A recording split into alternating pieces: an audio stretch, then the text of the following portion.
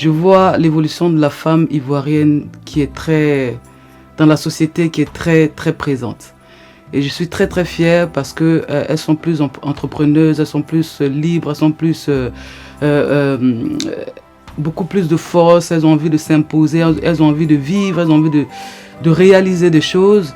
Et pas forcément pour être, l'égal de l'homme ou quoi que ce soit, mais juste pour être épanouie.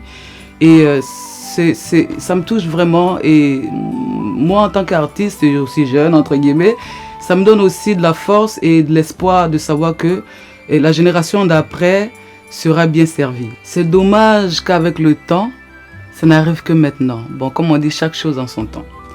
Mais je crois réellement que l'égalité des sexes doit se faire et doit exister. Et on doit construire le monde et la société 50-50 ensemble. Pour moi, c'est normal, ça doit se faire normalement. Si la femme a envie de ça, si elle a envie de s'installer et vivre une vie de femme au foyer, c'est très bien, c'est ce qu'elle veut, elle sera très épanouie là-dedans. Mais si elle n'a pas envie, ça ne sert à rien de forcer les jeunes filles à aller se marier, de forcer les hommes à ne pas pleurer. Parce qu'un homme doit pleurer devant la famille. Un homme doit pleurer devant sa mère. Un homme doit pleurer devant sa femme. C'est normal, c'est les émotions. Nous sommes tous des êtres humains. On doit se laisser, c'est pas la peine de...